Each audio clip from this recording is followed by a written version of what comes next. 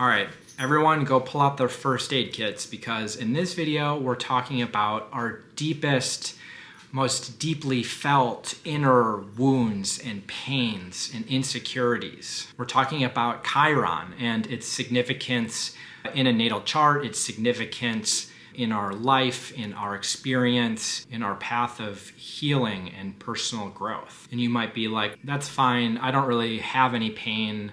I don't have deep-seated core wounds. Pretty much a well-adjusted and well-put-together person. Well, if that's true, that's freaking awesome. That's great. It's like going to a restaurant and there's nothing you want more than like a big stack of chocolate chip pancakes.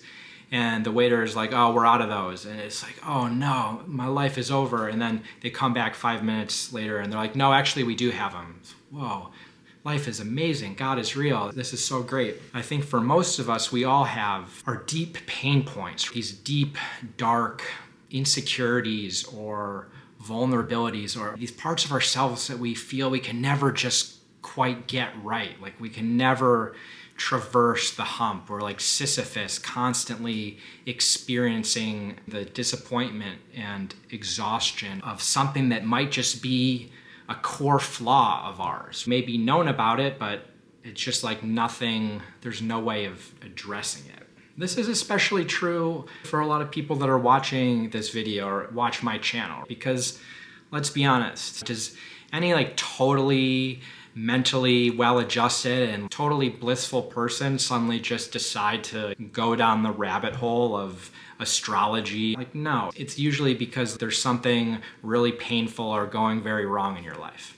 That's a joke, right? I'm mostly kidding. But am I? I don't know. What I do know is that the people that are interested in taking the time to learn the language of astrology, to learn its symbols and archetypes, and to use them as objects of reflection and to seek greater self-knowledge, self-awareness, these are usually people that have felt the darkness, they've suffered, they've experienced a full range of human emotions, of the human experience, and they're curious about how they can use it, how they can turn pain or confusion or fear, and they can mold it alchemically with other things and with intention to make something beautiful, to make meaning, to make, I was going to say to make love, but literally to make love. Making love just sounds like, you know, a euphemism that you use in like the birds and the bees talk to a child, or, but yes, to make love, to raise your vibration. And Chiron, wherever it shows up in your life, in your experience, this is where we have a very deep-seated pain, a wound, a trauma. There are a lot of chart factors that we can look at and translate it to psychological language, life language. We would say, oh, there's a potential source of trauma, or there is challenges that will have to be worked through. Think about Saturn. Those are trials and obstacles and tensions and delays that are going to show up in particular areas of our life. And that could be explicable by some trauma that you did experience earlier, and maybe you see that in another part of the chart. Chiron, it's not unrelated to all of that, but it's almost like its own little silver bullet, its own single fatal dagger inside of us. I'm not saying that it's unrelated to other chart factors, because aspects to Chiron are really important, and the story that a natal chart is telling, wherever Chiron is and the story that that's telling, I mean, those are going to be part of the same story.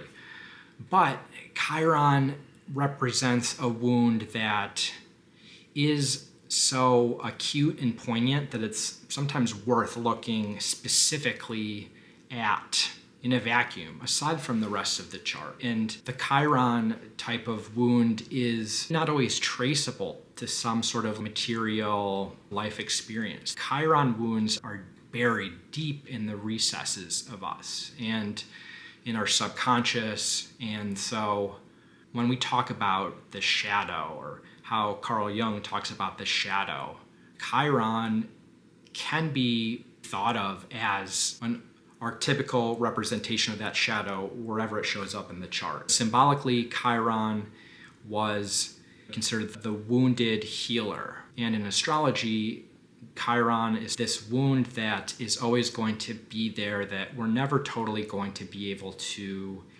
heal. And I don't know if it's helpful to take that too literally.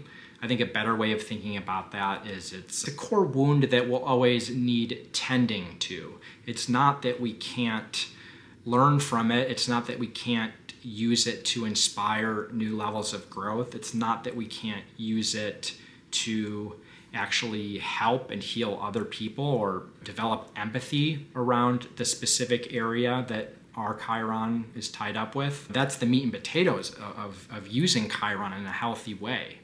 It's just that there's no like Band-Aid fix. We often associate trauma with Pluto and where Pluto is in our chart. We work through some of the themes associated with our own Pluto, and maybe we transform, we overcome them. They're still always there, but there's a cyclical process evolved, and there is a sort of culmination and a rebirth where I think with Chiron is it's always just there.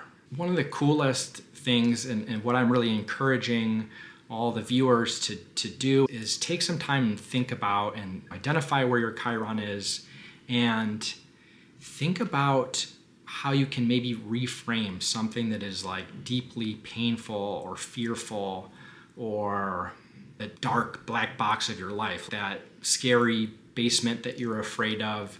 Like, reframing that is not something so awful, but an opportunity to maybe be a little bit less afraid of it, to get more comfortable with it and realize that there's actually gifts. There's gifts there. And the way, according to the mythology of Chiron, to quote unquote heal to the extent we can is to actually take that and use it. That's a gift. It's a healing gift. And that might not be an easy process. That might not be something that you're going to do in an afternoon between getting Starbucks and passing out, drooling on the couch. Maybe it's a little bit bumpy, but it could be a game changer. I think about that book, The Untethered Soul. I think that's the one I'm thinking of, where it's all about these thorns inside of us that hold us back, these ideas, these narratives, these inherited pains and traumas. Sometimes it's not even anything we did. Sometimes these are generational, ancestral things that we've just carried. But there's an opportunity to remove the thorn. I mean, you can remove the thorn in the sense you remove it having power over you. This can't be exhaustive, but this is maybe a starting point for you to start thinking about it a little bit more.